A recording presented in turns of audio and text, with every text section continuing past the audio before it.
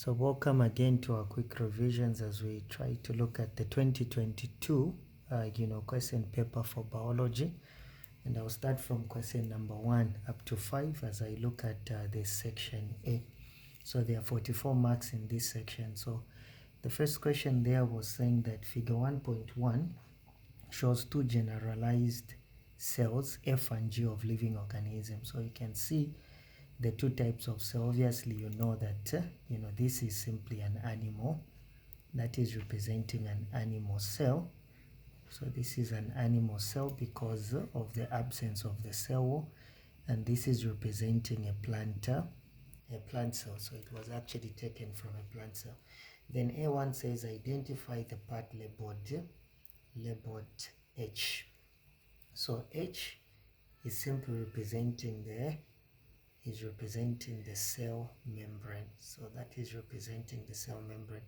If of course you want to identify I is representing the cell wall, then J is representing the vacuole.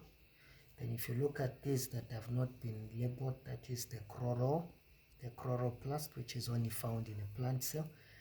Then that is actually representing the nucleus. So you should remember that. There's also what we are calling as being the cytoplasm. Yeah, so those are things that at least you should be able to recall from that cell. So identify the part labeled H. So the part labeled H was simply the cell membrane.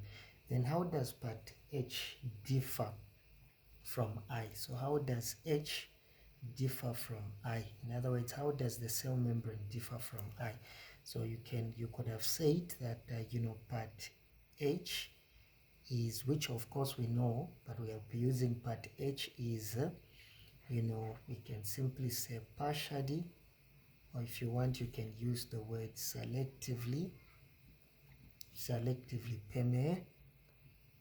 permeable, while part I is fully permeable. So what do I mean? Selectively or partially permeable means it allows the movement of some materials in and out of the cell. So not all of them, but when I say fully permeable, it means it can allow anything to come in and go out. And that's the difference between the part labeled H, the cell membrane, and the part labeled I, which is the cell wall. Right. Number 2 says explain the function of the part labeled J. So the part labeled J, if you want, you could have actually say it is a part that actually stores nutrients. So you can say stores nutrients. So it actually stores nutrients, sometimes even waste products. Yeah, so that is what it does. Another thing is that its concentration actually helps to maintain. If you want, you can say it helps to maintain. It actually helps to maintain what we call as being the Tagger pressure in plants. So it helps to maintain also the Tagger pressure in plants. In fact, the concentration of the vacuole, the cells are found there, will determine the movement of water into or out of the cell. So that is what you should remember. F4 says to which group of living organism does cell F belong? So to which group of living organism? Those are what we simply call as being animals. Just like there, it belongs to plants, like we said. So that's an animal cell, belongs to animals, and this is a plant cell because it belongs to plants. So that is basically what you needed to do. Now look at the second question there that we have. It says figure 1.2 shows the main organization levels in multicellular organisms. So when it comes to multicellular organism, I want you to remember what we call cytosol.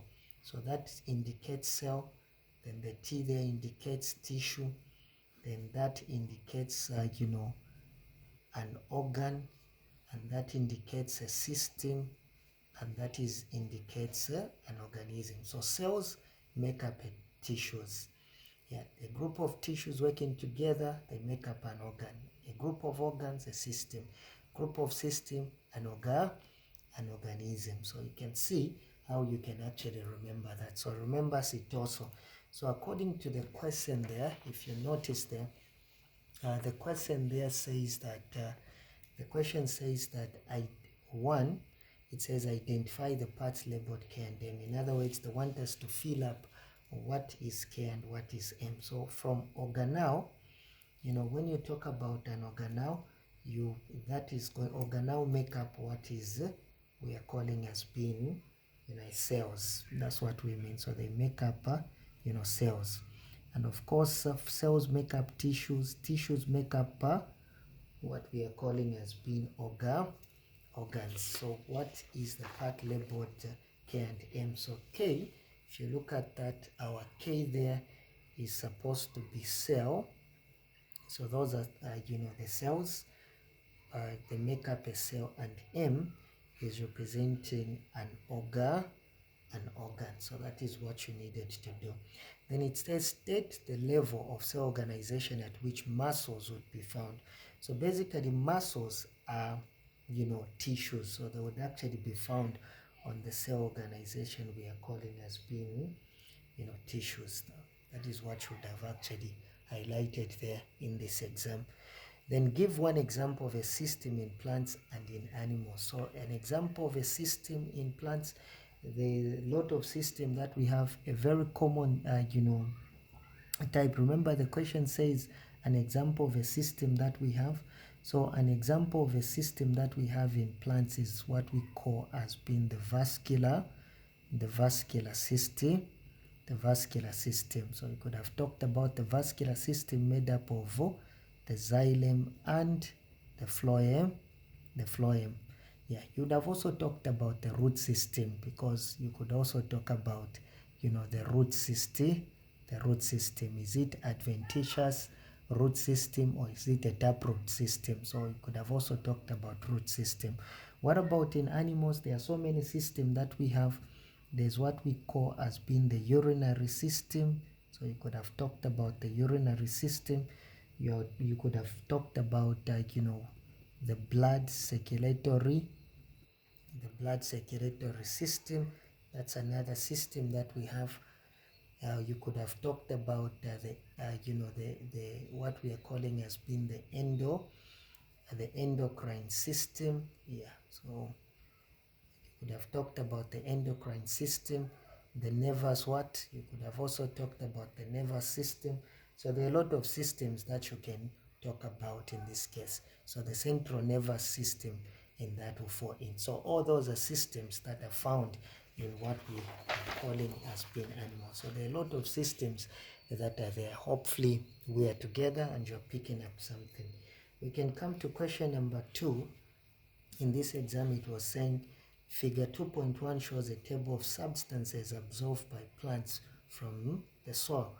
So you can see there's oxygen, nitrates, potassium and water. Then it says from figure 2.1 identify substance or substances which enters the plant by one osmosis. So anything to do with water is what we call as being osmosis. So there we could have had water. Then active transport ions usually are taken into from the soil into the roots by active transport, because they need energy for them to move. So there I could have taken nitrates. I could have also talked about potassium. So usually these guys are in form of ions and therefore absorbed by active transport. Then diffusion, in the case of oxygen, the gas, because it it is in high concentration outside, so it wants to go in, so it is going to be by means of diffusion.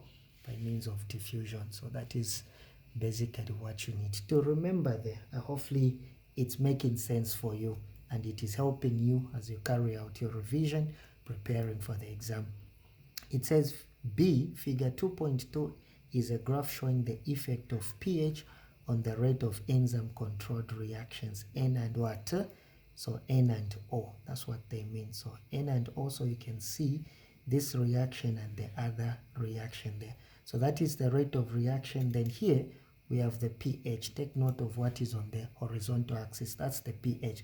So there are a lot of things that affect enzyme activity. If you remember the word septic, then you'll be able to to remember all that. The first one is what we call as being substrate concentration. Let me just remind you, substrate concentration. 2, that is enzyme. You can talk about enzyme concentration. Then 3, we are talking about pH, that's the potential hydrogen, whether something is acidic or alkaline. And if you remember, when it comes to the pH from 0 up to 14, a pH of 7 indicates that something is neutral. But if you have a pH less than 7, it indicates that something is acidic. A pH greater than 7 indicates that something is actually alkaline. So that is what you need to remember. And in the digestive system, you remember that there are certain parts along the digestive tract which are acidic, like for example the stomach. Enzymes that work in the stomach are actually in an acidic medium or environment. Then those that are alkaline, you can simply talk about the mouth and also the section we call as being the duodenum. So these sections are simply alkaline, and enzymes that are found there, work best in an alkaline environment. So that's what you need to remember. Now let's get back to the question there. So they gave you that what term is given to the parts labeled X and Y in the graph. So X and Y, if you notice, it's the topmost part or the crest of the graphs that we're having. Those are the best temperatures at which the enzyme work, and therefore we call them as being optimum. It's the best temperature, pH or anything, but since they are talking about pH, then we simply call that one as being the optimum. So that is going to be the optimum pH. So that the term that we use is simply optimum.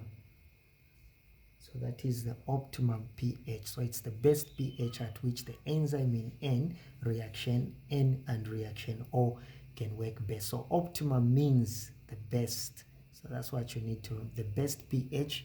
So enzymes in the body have got the best pH or the best temperature at which they are going to be working more efficiently. It says which reaction is under acidic conditions. So remember what I explained there, which reaction is under acidic. Acidic is less than 7. So if you look at less than 7, it's here. So it's actually reaction what? So yes, that is going to be reaction N. So that is what you need to remember. So it is basically reaction N. Let's move on and try to see what else we could have actually answered or gleaned from the question.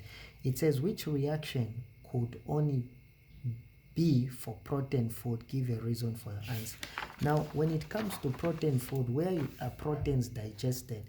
Well, in many cases proteins are digested in the stomach, and in the stomach it is actually acidic because the enzymes that work there love that environment. So N would have likely been in that environment. So we could have said here, so the best option there would have been reaction N. Then give a reason. It's because we can simply say enzymes that digest, probably I could say enzymes that digest proteins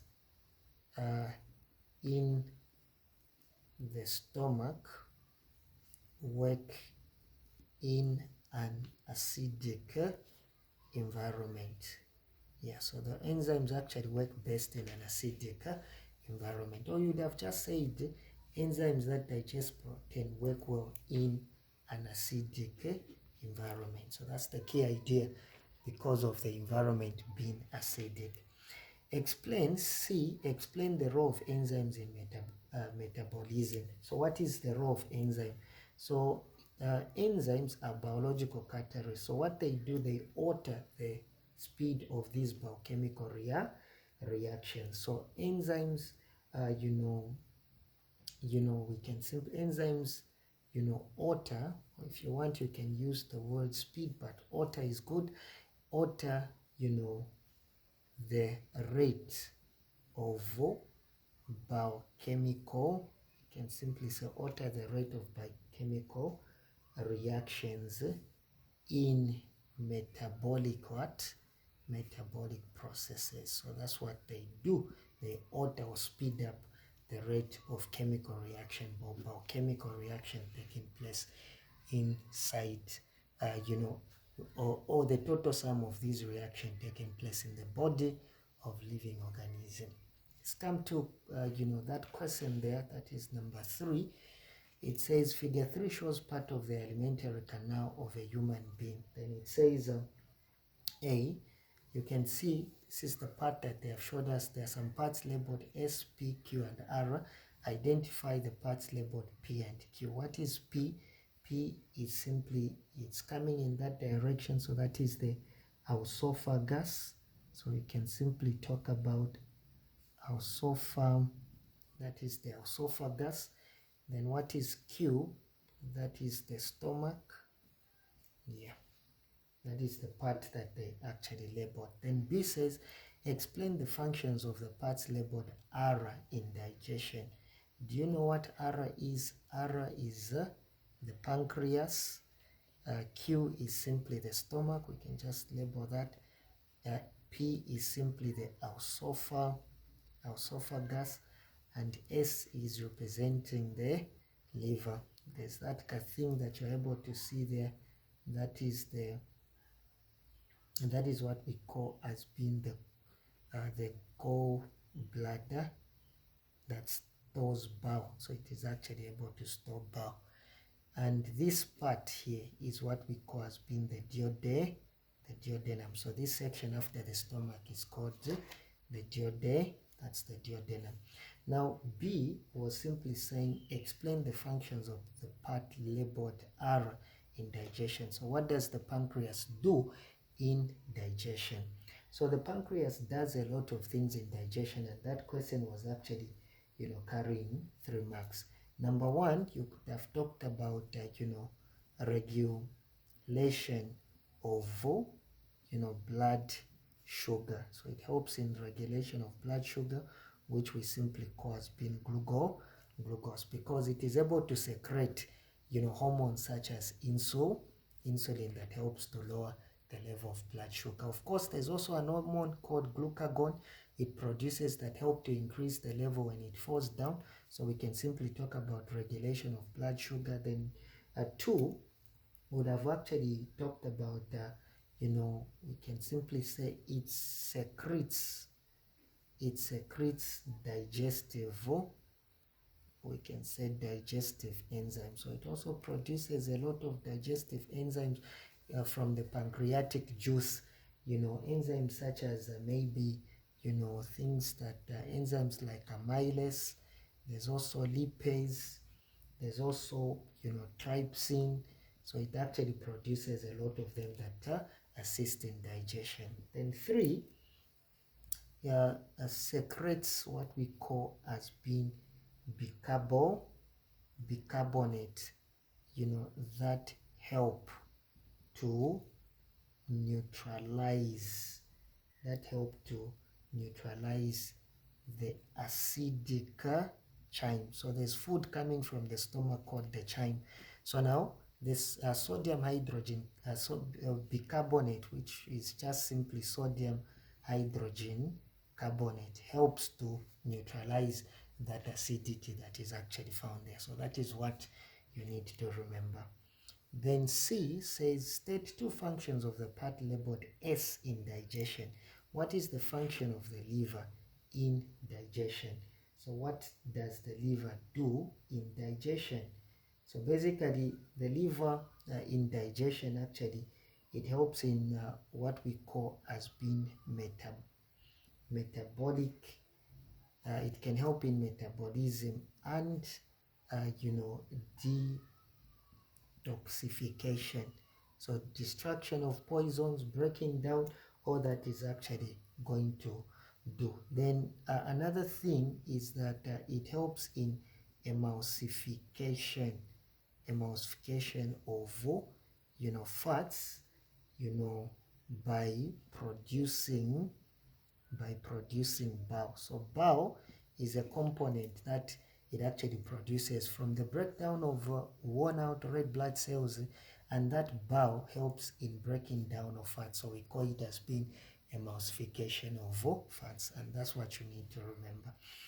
Then D says describe two effects of the common ailments of part labeled S to the human body. So describe two effects. What are the effects of common ailments of the part labeled S in the human body? So the two effects that you can actually have to the part labeled S, the liver, once the glucose levels will actually not be regulated, so meaning they're simply going to be high blood sugar. So high blood sugar will result sometimes a person, there's going to be bowel, if it's not produced, meaning there will be poor bowel formation. So there will be poor bowel formation. I would have actually talked about others, like probably you also talk about maybe low, there will be, probably we can simply say, high toxin levels in the blood. So there will be high levels of toxin in the blood. Sometimes if it goes to the west, there will be low blood pressure that may result because of the ailment of the part labeled S, which is the liver. So that is what you guys need to remember. Okay, so let's move on to question number 4 to see how you could have actually done it also in this question. So it says figure 4 summarizes the stages in the formation of the human fetus. So those are stages. You can see what is T there representing, that is the sperm, and what is that U representing, that is the ovum, or if you want you can call it as being an egg. When these two guys come together, that fertilization will take place. So this is what we call as being a zygote. A zygote will start dividing, and it will form up a ball of cells you call a blastocyte, so which is just a ball of cells, as they have said. Then you have got the fetus that we are having in that direction. Now it says A1, identify the cells labeled T and what? U. So T is simply the sperm cell. So it is the sperm cell, and U is representing the ovum, or if you want, you would have said, that is an egg cell. Then A2 says, state one way in which cell T and U in figure 4 are genetically similar. So how are they similar? The sperm and the ovum. They are similar in the sense that they both, contain a haploid. Haploid, I mean have a haploid number of chromosomes. So they both contain half, which we simply call haploid number of chromosomes. All right. Then the question there simply says that what mention 3 functions of the part labeled what? V. So what is the function of the part labeled V? One, that is the part labeled V is the placenta. That's what you need to remember. So the placenta, one, is important in the secretion of hormones. So it actually helps to secrete hormones. Then 2, exchange. We can simply talk about exchange of materials between the fetus and the mother.